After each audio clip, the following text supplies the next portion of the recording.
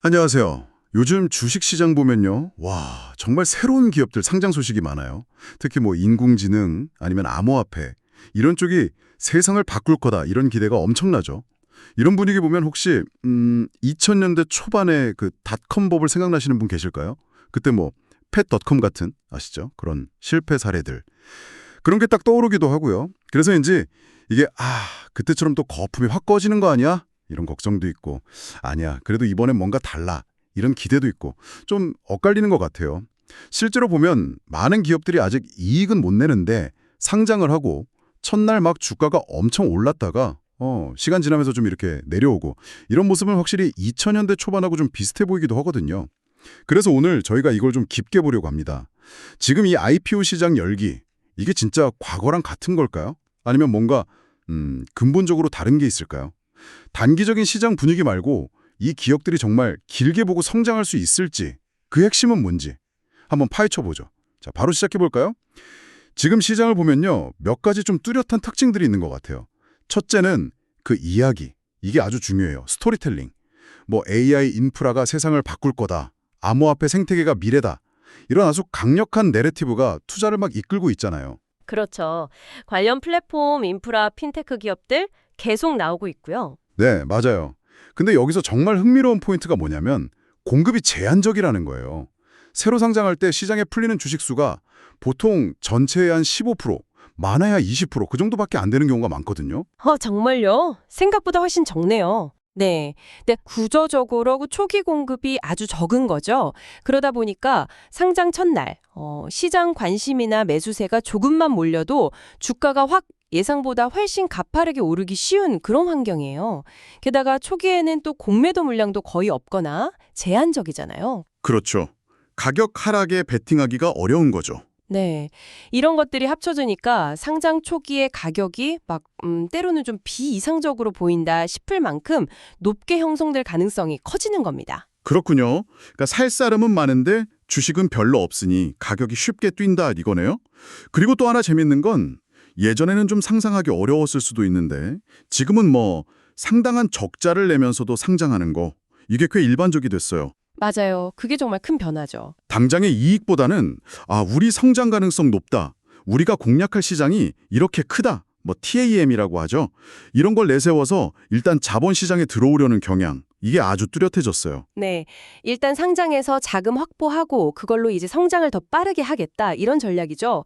2000년대 초반하고 지금하고 공통점을 찾는다면 바로 그 특정 테마에 대한 기대감, 이게 폭발적으로 몰리면서 가격이 움직이는 방식이에요.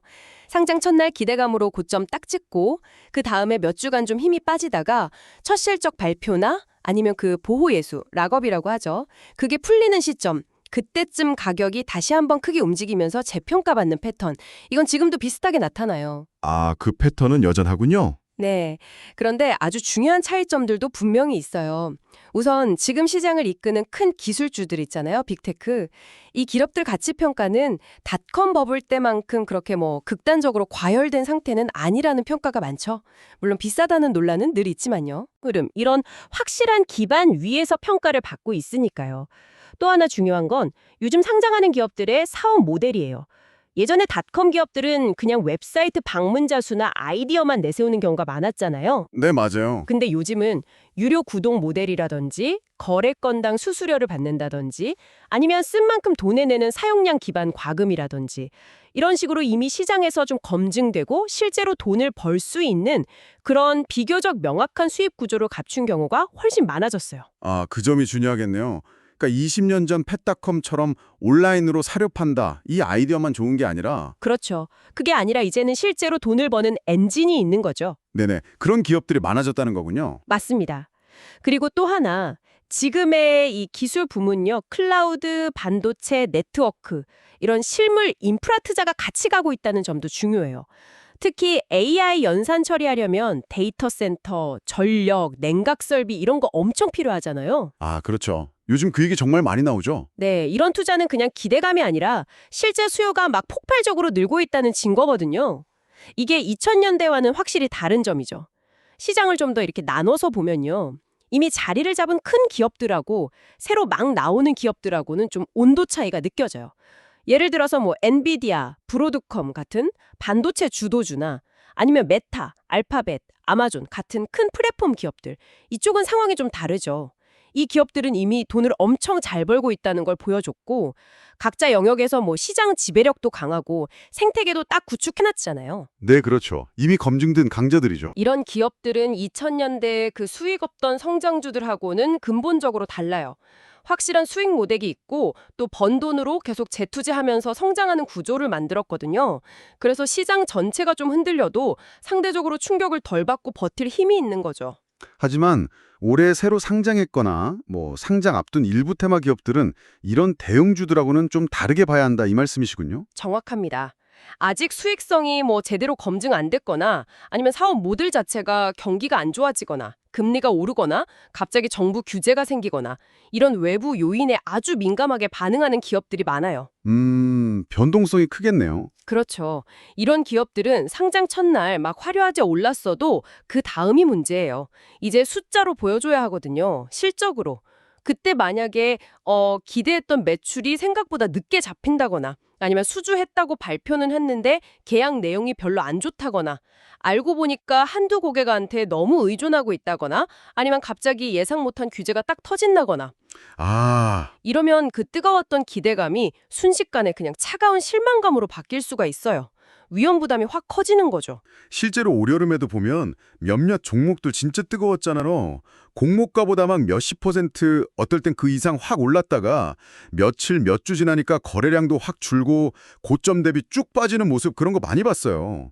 이게 왜 그런 건가요, 그럼? 이게 바로 아까 말씀드린 수급 왜곡의 전형적인 모습이에요.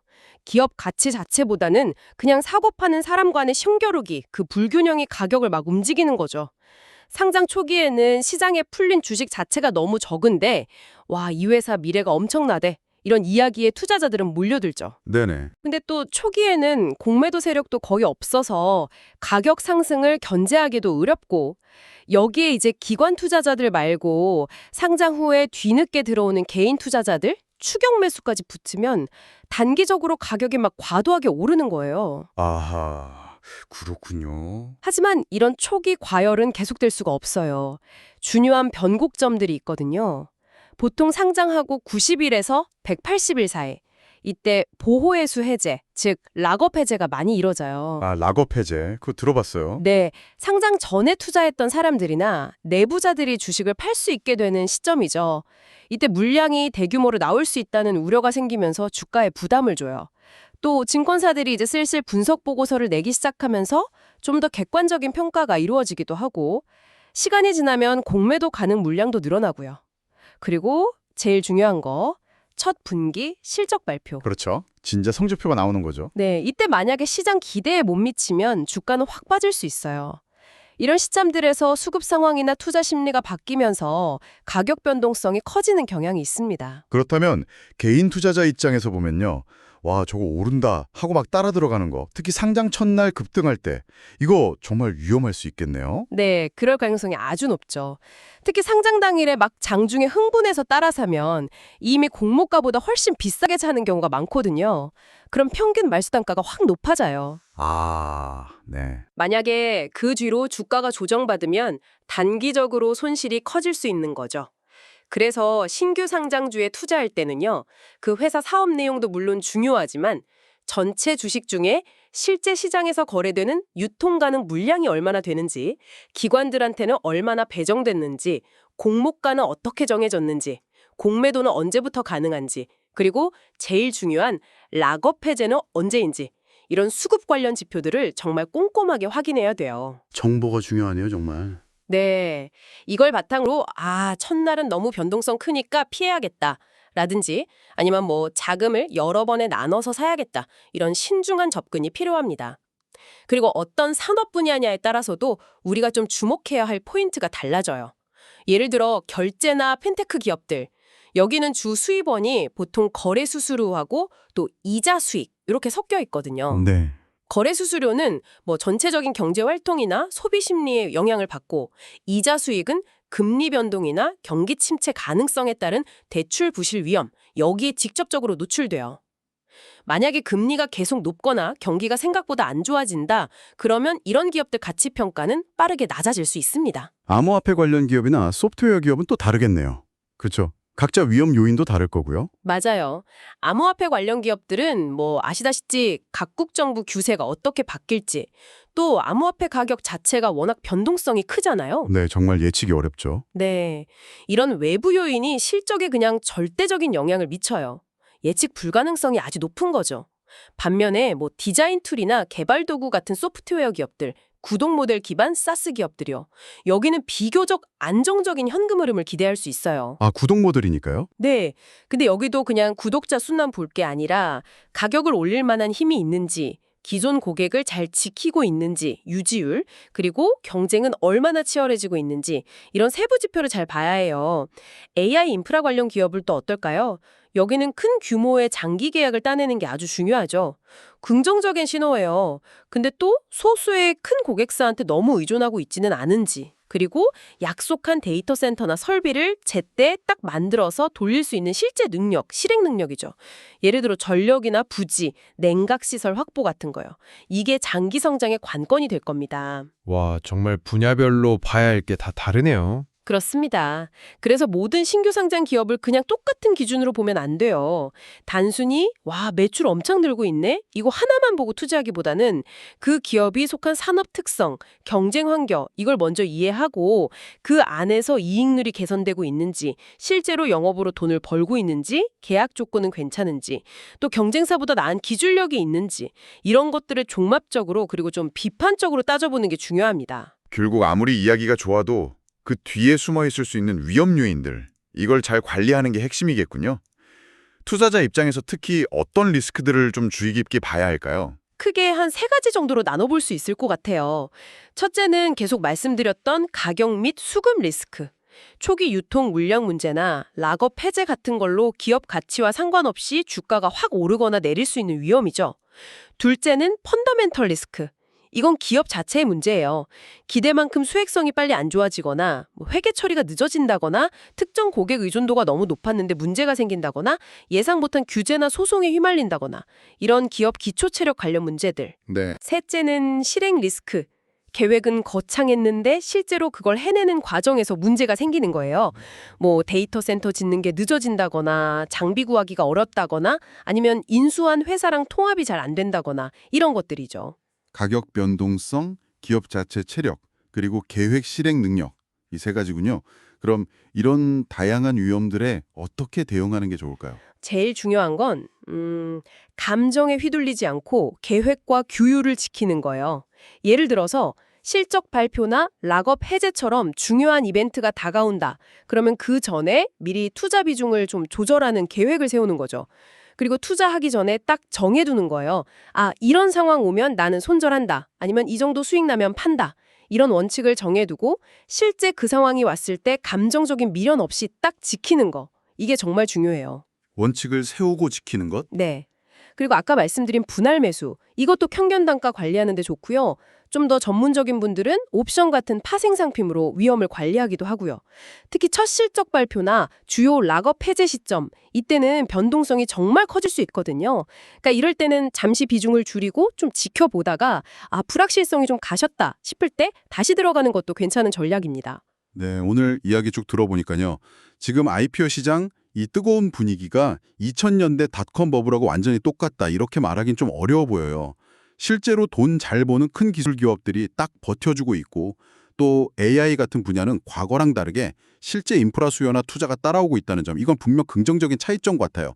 근데 동시에 일부 새로 상장하는 기업들, 특히 아직 수익 모델이 좀 불확실하거나 검증 안 된 기업들, 이쪽을 둘러싼 과열 양상이나 단기 투기 움직임, 이건 또 과거랑 비슷한 모습도 분명히 있는 것 같고요. 맞습니다. 그래서 지금 시점에서 시장 전체를 그냥 버블이다, 아니다 이렇게 딱 잘라 말하기보다는 개별 기업을 봐야 돼요. 그 기업의 진짜 가치가 뭔지, 위험은 없는지 이걸 냉철하게 분석하고 선별적으로 접근하는 거, 이게 그 어느 때보다 중요합니다. 20년 전 펫닷컴 사례가 주는 교훈은 여전히 유효해요. 결국 시간이 지나서 기업의 진짜 가치를 증명하는 건 처음에 그 화려했던 스토리가 아니거든요. 그렇죠. 재무제표에 찍히는 실제 수익, 현금 흐름, 그리고 그걸 계속 만들어낼 수 있는 기술력하고 또 흔들림 없이 실행하는 능력. 결국 이게 다합니다. 네, 오늘 저희가 나눈 이야기들이 여러분께서 지금 시장의 이 복잡한 모습을 이해하고 또 많은 정보 속에서 자신만의 투자 원칙을 세우시는데 조금이나마 도움이 되었으면 좋겠습니다. 마지막으로 한 가지 좀 생각해 볼 점을 던져드리고 싶어요. 지금 시장에 엄청난 기대와 관심을 받는 이 새로운 기업들 있잖아요. 과연 이 기업들이 상장 초기에 이 뜨거운 열기를 넘어서 정말 장기적으로 자신들의 가치를 어떻게 증명해 나갈까요?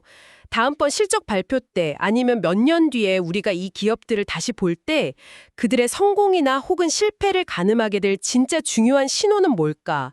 이걸 한번 깊이 생각해 보시는 것도 의미 있을 것 같습니다.